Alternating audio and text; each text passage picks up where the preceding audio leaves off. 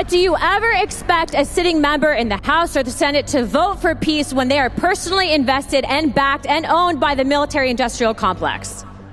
Do you ever think that's going to happen? The answer is no. Nancy Pelosi. Do you guys like her? It's funny, my husband says the same thing. Nancy Pelosi, by the time that she announced that she was no longer seeking office, had outperformed Warren Buffett. We've nicknamed her the real Wolf of Wall Street.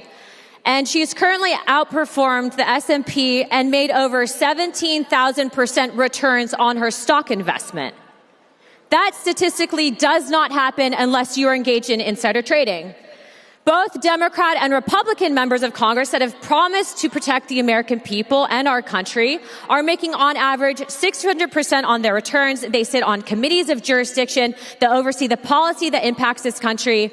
Do you think they're ever going, first of all, let's just talk about foreign policy, right? We see this debate. Are you pro-Russia? Are you pro-Ukraine? How about you be pro-America and maybe not advocate for foreign wars? How about that?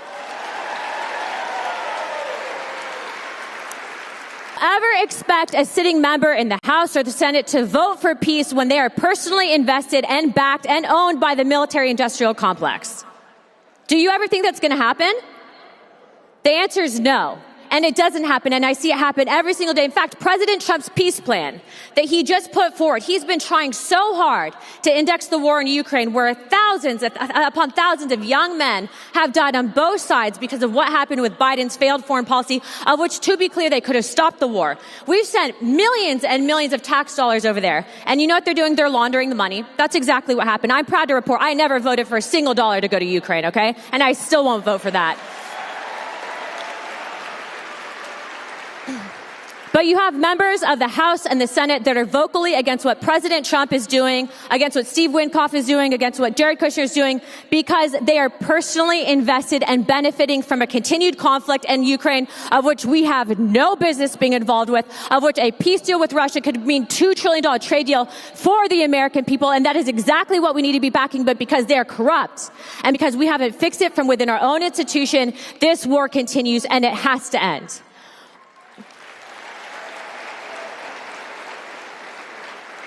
What about codifying President Trump's executive orders to cap prescription pricing? People are talking about affordability. President Trump's doing all the heavy tackling and blocking, and yet Congress is so slow to follow through. Why is that? Well, maybe it's because a majority of members of Congress have over $100 million personally invested in their individual stock portfolios within the pharmaceutical companies. Do you ever think they would vote to cap the prescription pricing that would benefit the American people? And the answer is no.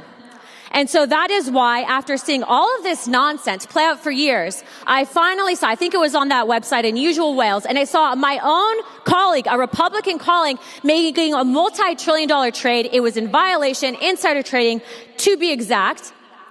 And I looked at Tim Burchett, who's a representative from Tennessee. He's actually a really good guy. Yeah, we love Tim Burchett. And I'm literally sitting on the steps of the Capitol. I said, we have to stop this. This cannot continue. And so we did a discharge petition, and I have reached across the aisle, and I have gotten people that you wouldn't believe to sign on to this discharge petition because they understand the problems of this. Well, I'm proud to report that I met with Speaker Johnson at 1 o'clock on Thursday, and the Speaker of the House understands and agrees that this is a problem. And we discussed the piece of legislation that we'll be bringing to the floor in the first quarter of this next year.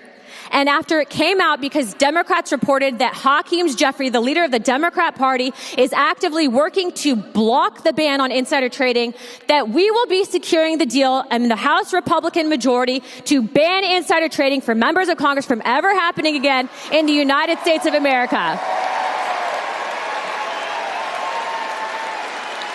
Thank you.